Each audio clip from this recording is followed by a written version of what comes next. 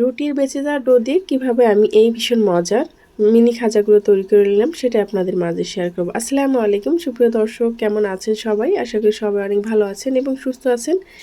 ছেলেমেয়েরা যখন খাবার পরেই মিষ্টি কিছু খেতে চায় তখন কি করা যায়, ঘরে কিছু না থাকলে তখন কিন্তু আমি সকালে এরকম রুটি তৈরি করলে যখন রুটির এরকম অল্প ডো বেঁচে থাকে তখনই কিন্তু আমি এই ঝটপট এই খাজাগুলো তৈরি করে নিই। আপনারাও কিন্তু খুব সহজেই এই খাজাটা তৈরি করে নিতে পারেন। এই তো সকালবেলা রুটি বানানোর পরে এই যে এরকম ছোট্ট একটু ডো ছিল, তার থেকে আমি আরও ছোট ছোট করে লিচি কেটে নিচ্ছি।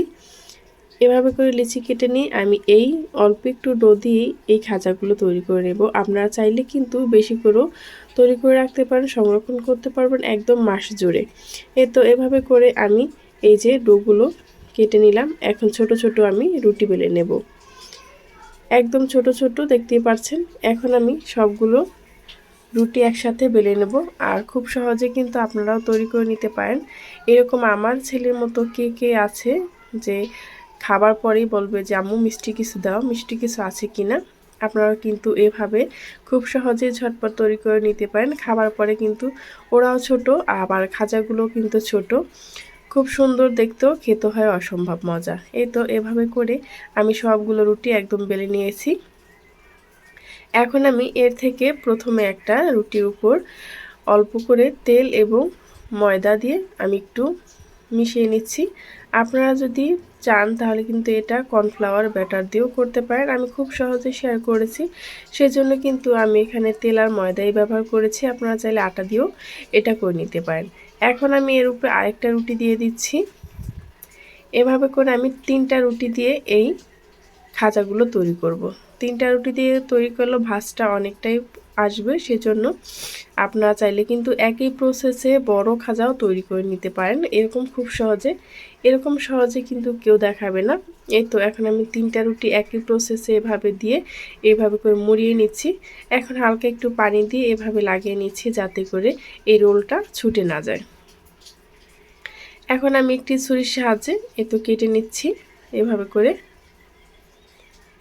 তারপর হাতের সাহায্যে আমি এই খাজাগুলোকে একটু চাপ দিয়ে নেব। এই তো দেখতে পাচ্ছেন এভাবে করে আমি চাপ দিয়ে নিচ্ছি। আর প্রত্যেকটা ভাঁজ কিন্তু তেলে ভাজার পরে দেখা যাবে প্রত্যেকটা লেয়ার, যেহেতু আমি ময়দা এবং তেল দিয়ে নিয়েছি আগে। এই তো এভাবে করে হালকা একটু চাপ দিলেই কিন্তু খাজাগুলো তৈরি হয়ে যাচ্ছে, বেলাবেলির ঝামেলা ছাড়াই। এভাবে একটু চাপ দিলে হাতের মাঝখানে নিয়ে তারপরে কিন্তু এই খাজাগুলো তৈরি হয়ে যায়। এভাবে করে আমি সবগুলো খাজা কিন্তু একদম তৈরি করে নিয়েছি, দেখতেই পাচ্ছেন খুব সহজেই। এখন আমি এগুলোকে ভেজে নেব। তার জন্য একটি কড়াই বসিয়ে দিলাম, আর এখানে দিয়ে দিচ্ছি পর্যাপ্ত পরিমাণ তেল। তেলটা যখন মিডিয়াম গরম হয়ে আসবে তখন আমি খাজাগুলো এর ভিতরে দিয়ে দেব। আর খাজাগুলো দেওয়ার পর মিডিয়াম আঁচে রেখে এই খাজাগুলোকে ভেজে নিতে হবে। এটা কিন্তু হাই ফ্লেমে ভাজা যাবে না, একটু সময় নিয়ে ভেজে নিতে হবে। যখন দেখবেন একদম ভিতর থেকে ক্রিস্পি এবং মুচমুচে হয়ে গেছে তখন বুঝতে হবে এই খাজাগুলো আপনার ভাজা হয়ে গেছে। এতে দেখতে পাচ্ছেন ভাজার পরে কিন্তু প্রত্যেকটা লেয়ার একদম পারফেক্ট দেখা যাচ্ছে। আর এই আটার ডোটা ছিল আমার কাঁচা আটার, আপনারা চাইলে কিন্তু সেদ্ধ করেও নিতে পারেন অথবা কাঁচা আটা দিয়েও এটা তৈরি করে নিতে পারেন। তো আমি এটাকে 10 থেকে 12 মিনিট সময় নিয়ে মিডিয়াম আঁচে কিন্তু ভেজে নিয়েছি, যাতে করে খুব সুন্দরভাবে একদম ভিতর থেকে এটা মুচমুচে হয়ে যায়। এখন আমি তেলটা ঝরিয়ে উঠিয়ে নিচ্ছি। যারা বাসায় মিষ্টি খাবার পছন্দ করেন তারা কিন্তু ঝটপটি এই রেসিপিটা তৈরি করে নিতে পারেন। এই তো ভাজার পরে দেখতে পাচ্ছেন কতটা সুন্দর হয়েছে। আমি আপনাদেরকে একটু ভেঙে দেখাচ্ছি এটা কতটা পারফেক্ট হয়েছে। প্রত্যেকটা লেয়ার কিন্তু একদম খুব সুন্দরভাবে ভাজা হয়ে গেছে। এখন আমি এগুলা একটু শিরায় জাল করে নেব। তার জন্য আগে থেকে আমি একটা কড়াই বসিয়ে দিলাম, আর কড়াইটা একটু গরম হয়ে যাওয়ার পরে আমি চিনিটা দিয়েছি হালকা, যাতে একটু ক্যারামেল কালার হয়।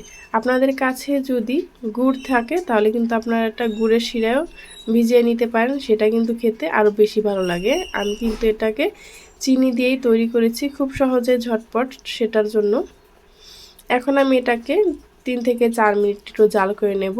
আর শিরাটা একটু পাতলা থাকা অবস্থায় আমি কিন্তু খাজাগুলো দিয়ে দিচ্ছি। খাজাগুলো দিয়ে ভালোভাবে নেড়ে চেড়ে চুলার জালটা এই অবস্থায় একটু হাই হিটে রেখেই এটাকে শিরাটাকে ভালোভাবে টানিয়ে নিতে হবে। আপনারা যদি বেশি করে তৈরি করেন তাহলে কিন্তু এই শিরাটা একটু ঘন করে তৈরি করে এই যে মিনি খাজাগুলো এগুলা ভিজিয়ে তারপর চালনিতে ছেঁকে উঠিয়ে নেবেন। আমি যেহেতু অল্প তৈরি করেছি সেজন্য কিন্তু আমি অল্প শিরা তৈরি করে এই খাজাগুলো দিয়ে নেড়েচেড়ে একদম শুকিয়ে নিচ্ছি। সেজন্য এই তো এখন আমি চুলাটাকে বন্ধ করে ঠান্ডা হওয়া পর্যন্ত অপেক্ষা করছি। ঠান্ডা হওয়ার পর কতটা সুন্দর আর কতটা লোভনীয় হয়েছে দেখতে পাচ্ছেন।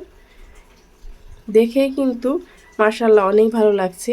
এত অল্প আটা দিয়ে খুব সহজে কিভাবে এত সুন্দর একটা খাবার তৈরি করা যায়। আপনারাও কিন্তু খুব সহজে এই খাজাগুলো তৈরি করে নিতে পারেন। অতিথি আপ্যায়নেও যদি আপনারা এই খাজাগুলো তৈরি করেন তারাও কিন্তু অনেক খুশি হবে। আমি একটু ডেকোরেশন করে নিচ্ছি সাদা তিল দিয়ে। আর এটা দেখুন কতটা সুন্দর, আমি একটা ভেঙে দেখাচ্ছি কতটা পারফেক্ট হয়েছে। প্রত্যেকটা লেয়ার কিন্তু একদম পারফেক্টভাবে বোঝা যাচ্ছে। এই পর্যন্ত যারাই আমার সাথে ছিলেন তাদেরকে অসংখ্য ধন্যবাদ।